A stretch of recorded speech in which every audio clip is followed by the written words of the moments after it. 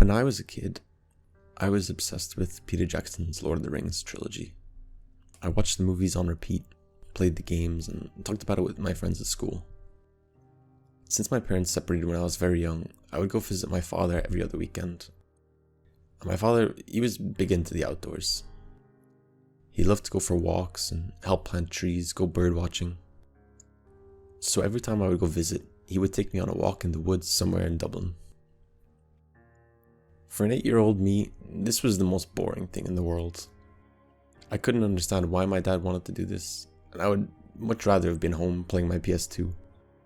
But on these long walks through the pine trees, which are oh so prolific in and around Dublin, I found a way to occupy myself. I would envision that I was Legolas or Aragorn fighting my way through the Uruk-hai hordes in Amon Hen. I would swing my arms, fire invisible arrows, and make noises imitating the clashing of swords. In retrospect, this is pretty embarrassing, but back then, in those woods, my imagination was running wild. The world of Middle-earth had captured my imagination so completely that I would get lost in imagined battles in the woods for hours on end. I felt at one with my surroundings. Every burrow hole was the hiding hole for one of Gollum's snacks. Every tree was a potential hiding place for an Uruk or an elf. Every grassy ledge an observation point for scouting. That feeling of being lost in the woods, exploring, and letting my imagination run wild is a feeling that lives eternally in my childhood memories.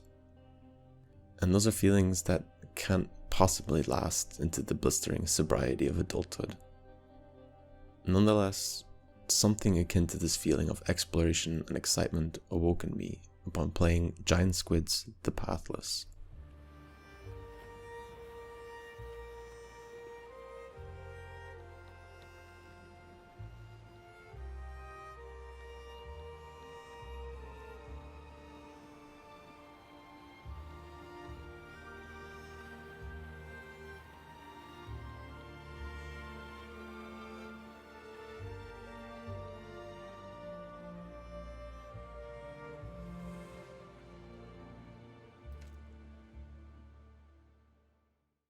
In The Pathless, you play as a lone hunter, sent to an island in an attempt to lift a curse laid upon it by the Godslayer.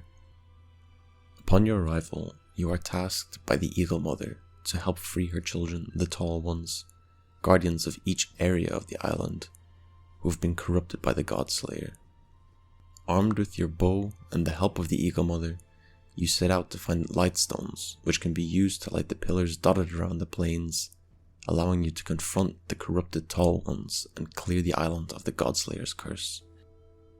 The feeling of exploring the island, exploring every nook and cranny to find lightstones to light the pillars and free the Tall Ones, it brought me right back to being that child in the woods, scrambling through the forest, pretending to be Legolas with his bow, shooting off arrows between the trees and exploring areas that catch my eye.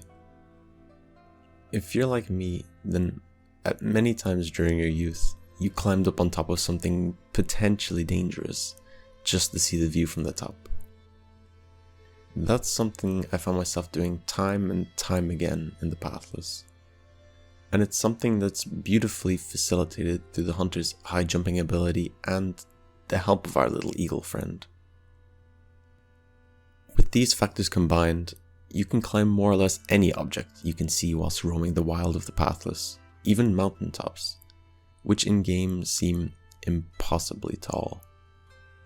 In The Pathless, not only is it enticing to climb to the highest points to survey the beautifully crafted landscapes, it is also necessary for orientation, for you are forced to navigate the wilds of The Pathless with your own two eyes. One of the things that makes The Pathless so immersive is the lack of a map or mini-map. There are no objective markers or quest hints. In The Pathless, you are dropped in a massive open world with nothing to assist you but an ancient spirit vision displaying areas of interest with a reddish-orange glow. However, the location of the lightstones you will need to progress to the next plateau are not indicated, and it is not possible to see all glowing areas from everywhere on the map. Your best option then is to seek out high ground, on top of buildings or towers, and survey the land. Once you have mapped out the location of the glowing areas in your head, you will need to travel to each of them and solve the innovative puzzles you find there to unlock the light stones and progress further on your journey to free the island of the Godslayer's curse. It is only through exploring and allowing yourself to be sucked into the wild of the Pathless that you will be able to find what you seek. If you, like I, have spent most of the corona crisis in a concrete urban area, quarantined or with travel restrictions, being able to experience the wild in the Pathless is freeing. The Pathless is gorgeous. Each biome is lovingly crafted with lush open meadows, dense wooded areas, lazy rivers, and various wildlife scattered throughout. The weather moves in cycles, the wind picking up and slowing down, gusting across vast meadows, and rainstorms coming out of nowhere, coating the world in a wet glisten. The Pathless is a sensory treat to experience. However, the exploration of these beautiful landscapes is made truly wonderful when combined with the game's movement system. The movement in the Pathless is fluid and exciting. The feeling of timing all of your talisman shots just right to keep your momentum up is incredibly satisfying. This, in combination with the eagle companion you get early on in the game, allows you to glide and do updrafts, allowing for a very expressive movement system. You can glide in between shots, use the boost from a talisman to burst yourself into the air, and glide to the next talisman. One of the coolest things I found in this game are the talisman routes that are scattered along the sides of mountains and cliffs, allowing players to go around certain areas of the map that otherwise should be completely unreachable. These talisman routes are almost a mini-game in themselves, and they allow for a lot of player experimentation and self-expression in playstyle, which for a single-player story-focused game is honestly just really cool. Playing this game on PS5 added an immersive element to the game not present on other systems, with the DualSense's haptic feedback. As you're traveling the world of the Pathless, pulling back your bow to hit a talisman, boosting yourself across the green pastures of the island, you feel the tautness of your bowstring as the haptic triggers resist your efforts, then release as you loose your arrow. This also allows you to really get a feeling for just how long to hold your arrow before letting fly to maintain maximum momentum. The Pathless is a game largely about mankind's relationship with nature, but also about its relationship with one another and with oneself. The Pathless takes place in the aftermath of a vicious conflict. The island you travel to is filled with lush greenery, but inside its crumbling architecture, the skeletons of fallen warriors lie strewn about, full of arrows. And skeletal arms clutch swords and shields with which they fought for their beliefs. Amongst the bodies are notes left behind by those who have fallen. These notes give insight into their fears, their motivations, their hopes and dreams. These lore pieces are the last scribblings of dying men.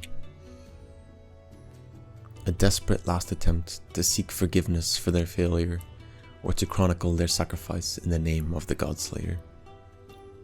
For through these notes, we learn what has happened on the island. The Godslayer and his devout followers have marched on the island, slaying the Tall Ones and all those who chose to stand in their way. Once a man known as the Pathfinder, he saw the world as chaotic and decided to implement his one true path, remaking the world, destroying the Tall Ones in the process. The Godslayer asked of his followers to sacrifice their lives so that he could destroy the Tall Ones, ascend to godhood, and then remake the world as he promised. He inspired a fierce loyalty among his followers, so much so that they were willing to give up their lives for his one true path. Notes you find attached to the skeletons of the Godslayer's followers speak of his charisma and devotion he inspired. But as a leader, the Pathfinder also inspired fear. Notes left behind in a temple on top of a mountain speak of his followers' fear of being a sacrifice, and of the retribution they fear to face if they do not offer themselves up as one. Personally, I love this method of storytelling.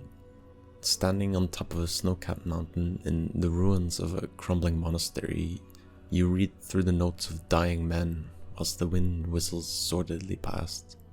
It's quiet, almost serene, but it's an empty silence, filled with the haunting feeling that something horrific happened here.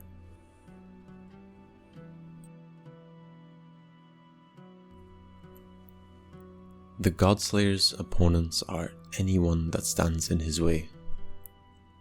Monks and soldiers fighting to defend their way of life, and to defend the Tall Ones.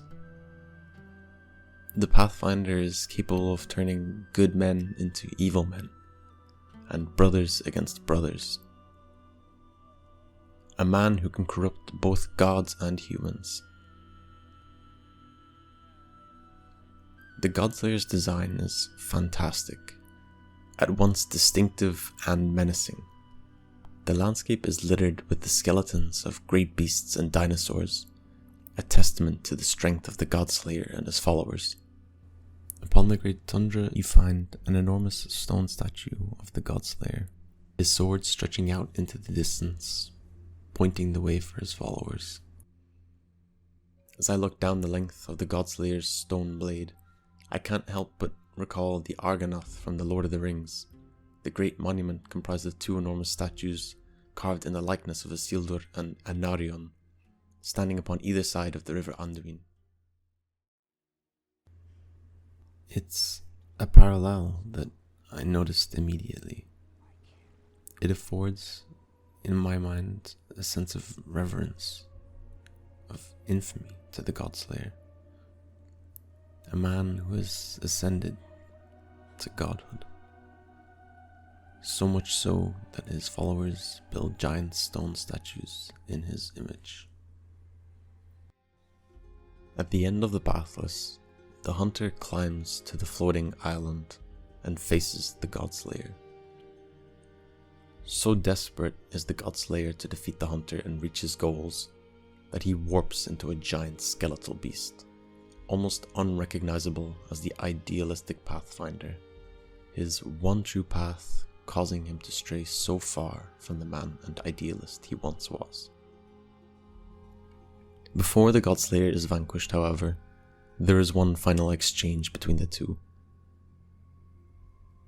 In his final moments, the Godslayer's grotesque form reiterates his belief in the one true path, that mankind will be lost without an example to follow, despite all the pain and destruction it has caused.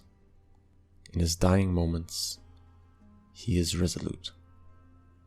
The hunter, herself having journeyed far and wide, has seen the destruction caused by the Godslayer, and sees the corruption in his words. She refutes the Godslayer's ideals of one true path for everyone, insisting that this is impossible, that there is no one path for everyone, but rather that everyone must find their own truth no matter the path they take. Each person must find their own way. In resisting the one true path, the hunter rids the island of the Godslayer's curse, and the shadow cast by the Godslayer is lifted.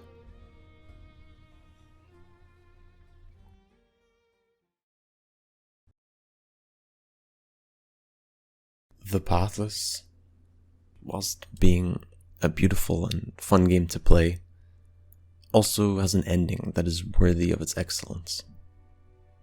An ending that is a message of hope for moments when the path ahead is muddled and unclear. It can be very easy at times to get caught up in one's own perceived failure, whether you didn't get that promotion at your job, didn't get accepted to the college course you wanted, or you have trouble finding a steady relationship. Sometimes it's a lot of these things combined, and it can feel really demotivating. It is easy to judge yourself, compare yourself to your peers, to want to live up to the expectations of your family. But life is not a race. There will be setbacks and challenges every step of the way. But it's up to you to follow your own path. I believe this is the message we are left with in the Pathless. A message of hope and comfort. One that says that it's okay to follow your own path, to be true to yourself. For following in the path of another will not bring you true happiness. The truth is a pathless land. So take your time and explore.